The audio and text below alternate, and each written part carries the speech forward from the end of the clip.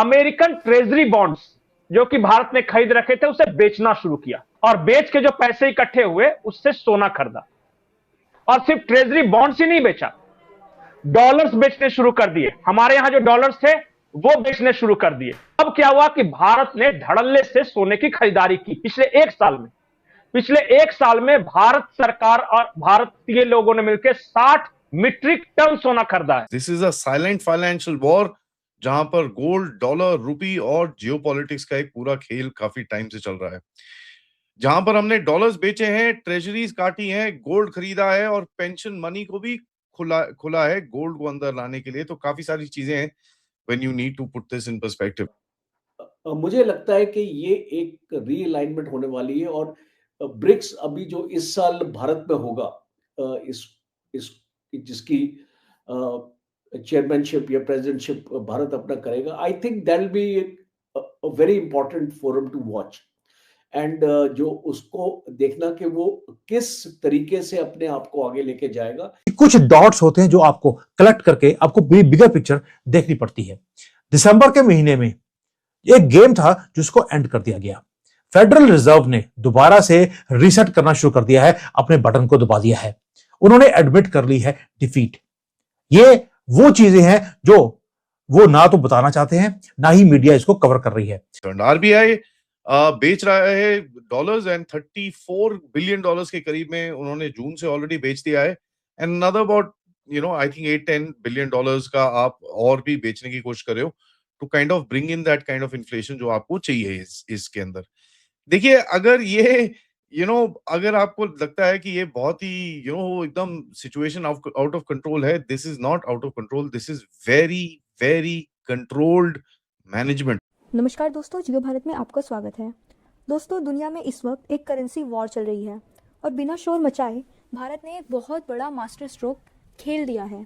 Donald Trump और America लगातार tariffs की धमकियां देते जा रहे हैं, लेकिन रिजर्व बैंक ऑफ इंडिया यानी आरबीआई ने बातों से जवाब नहीं दिया बल्कि अपने एक्शन से जवाब दिया है।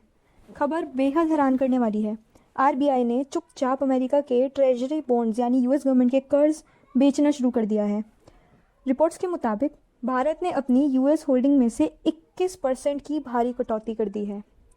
अगर आप सोच रहे हैं कि इसका मतलब क्या है, असल में अमेरिका की पूरी इकॉनमी उधार पर चल रही है। उन पर 38 ट्रिलियन डॉलर का कर्ज है। जी हाँ, सही सुना आपने, 38 ट्रिलियन डॉलर्स का कर्ज। जब भारत जैसे देश उनके बॉन्ड्स बेचते हैं तो डॉलर की ताकत कम होती है और आरबीआई सिर्फ डॉलर फेंक नहीं रहा बल्कि बदले में सोना भी खरीद रहा है। भारत का गोल्ड रिजर्व अब बढ़ के 880 टन तक पहुंच गया है। ये एक साइलेंट सिग्नल है कि हम अब अमेरिकन इकोनॉमी पर आंख बंद करके भरोसा नहीं कर रहे। जहां दुनिया डी डॉलराइजेशन का शोर मचा रही है, वहां भारत ने शांति से अपनी तिजोरी में से डॉलर की जगह सोने को भरना शुरू कर दिया है। आज के वीडियो में हम समझेंगे कि कैसे आरबीआई गवर्नर जी ने ये गोल्ड स्ट्रैटेजी अमेरिका के लिए खतरे की घंटी बजाते जा रहे हैं और इससे भारत को क्या फायदा होने वाला है। पिछले साल के शुरू में आपके पास करीब 241 बिलियन डॉलर्स की यूएस ट्रेजरीज थी। आज वो आके 190 बिलियन डॉलर्स पे आ गया है, तो करीब 50 के ज्यादा बिलियन डॉलर्स आपने ऑलरेडी बेच दिए हैं। ठीक है, तो it's about below 200 billion dollars now, तो 190 कहीं 195, but whatever, it's semantics. Now होता क्या है कि अगर आप देखें, आपके एट द सेम टाइम आपके फॉरेन एक्सचेंज रिजर्व्स भी ऊपर हैं, ठीक है, एंड कहीं ना कहीं आपने ये जो बेचा है उसके अगेंस्ट में आपने गोल्ड खरीदा है। तो हुआ क्या है, देयर इज अ रीएलोकेशन, मतलब आपने एक चीज को रिप्लेस करके दूसरी चीज को डाल दिया है। इंडिया के पास डॉलर की कमी नहीं है, ठीक है, इंडिया जो एक डॉलर को रिड्यूस कर रहा है अपने पास से, क्योंकि देखिए एक जो पॉलिटिकल वनरेबिलिटी उठ के आ रही है, सैंक्शंस आपके ऊपर लगाने के भी 500%, 600%, पता नहीं क्या क्या बोलते रहते हैं लोग, एंड कहीं ना कहीं एक कस्टडी जो कंट्रोल है उससे आपको निकलना है। तो इसको बॉटम लाइन आप क्या बोलेंगे, आप अपने आप को सैंक्शन प्रूफ कर रहे हैं, ठीक है, योर सैंक्शनिंग प्रूफ, आप अपना सैंक्शन प्रूफ कर रहे हैं। नाउ नवंबर के करीब में आपके 814 815 मेट्रिक टन था गोल्ड का, आज वो उठ के 880 मेट्रिक टन पे आ चुका है। 14% के करीब में आपका रिजर्व इसमें है, एंड कहा यह जाता है मार्च अप्रैल तक इसको 15% 900 मेट्रिक टन तक लेके जाने की बात करी जाएगी।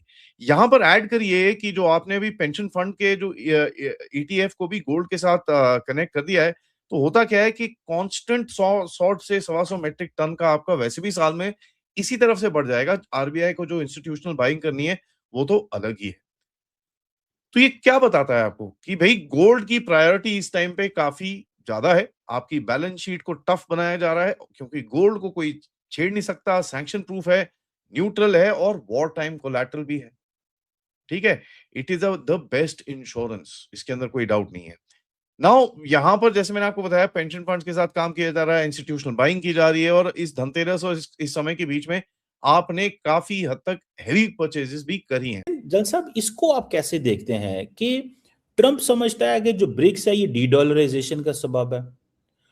ट्रंप समझता है कि जो ब्रिक्स है ये ऑल्टरनेट हमारे खड़ा कर रहे हैं और वो कह रहा है जो है कि इंडिया G7 ब्रिक्स की लीडरशिप है इनके पास, हमारे पास इस साल G7 की लीडरशिप है और हम मिलके काम करेंगे और मल्टीलैटरलिज्म की।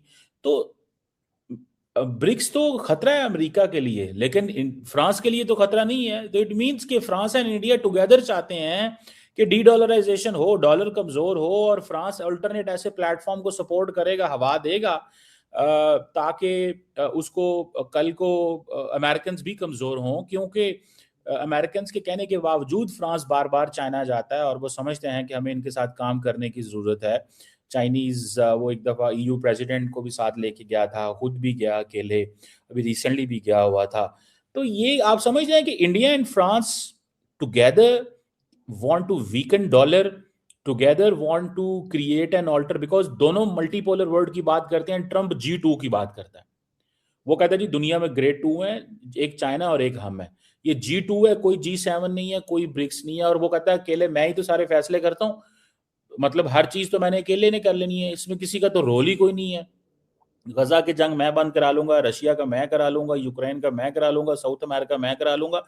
ये तो सारे हमारे ऊपर डिपेंडेंट है, ये तो हमें खा रहे हैं, ये तो हमसे फेवर्स ले रहे हैं, इंडियंस भी फेवर ले रहे हैं, यूरोपियंस भी फेवर ले रहे हैं और हमारे लिए कुछ नहीं कर रहा। तो आपको नहीं लगता India and France together are supporting multilateralism, वो G2 को सपोर्ट कर रहा है? तो दोस्तों, ये कदम सिर्फ एक फाइनेंशियल डिसीजन नहीं है, ये भारत की स्ट्रेटेजिक ऑटोनॉमी का सबसे बड़ा सबूत है। सोच कर देखिए, अगर कल को अमेरिका किसी बात पर नाराज़ होकर रशिया की तरह हमसे एसेट फ्रीज करने की कोशिश करे, तो हमारे पास डॉलर नहीं बल्कि 880 टन सोना होगा जिसे कोई रोक नहीं सकता। आरबीआई बेसिकली भारत को सैंक्शन प्रूफ बना रहा है। इसका एक और पहलू है रुपये की वैल्यू। हालांकि रुपया डॉलर के मुकाबले थोड़ा गिरा हुआ है, लेकिन आरबीआई उसे अग्रेसिव तरीके से बेच नहीं रहा। क्यों? क्योंकि थोड़ा कमज़ोर रुपया हमारे एक्सपोर्ट्स के लिए फ़ायदेमंद है। इसी से भारत के एक्सपोर्ट्स में 20% का जंप देखने को मिला है। ये नया भारत है जो कि जज्बात में नहीं गणित में खेलता है। ट्रम्प सोचते हैं कि वो टैरिफ्स लगाकर हमें डरा देंगे, लेकिन हमने उनके कर्ज के कागज़ वापस करके ये बता दिया है कि हम किसी के दबाव में नहीं आने वाले। हम ब्रिक्स देशों के साथ मिलकर एक नई फाइनेंशियल व्यवस्था की तरफ बढ़ रहे हैं जो डॉलर का राज नहीं चलने देगा। अगर आपको आरबीआई की स्मार्ट और दूरदृष्टि वाली सोच पर गर्व है तो कमेंट सेक्शन में ज़रूर लिखिए भारत माता की जय और वेल डन आरबीआई। इस वीडियो को लाइक करें और अपने दोस्तों के साथ शेयर ज़रूर करें ताकि उन्हें भी इकोनॉमिक वॉर का सच पता चले। जियो भारत को सब्सक्राइब कर साथ में बेल आइकन दबाना ना भूलें। जय हिंद।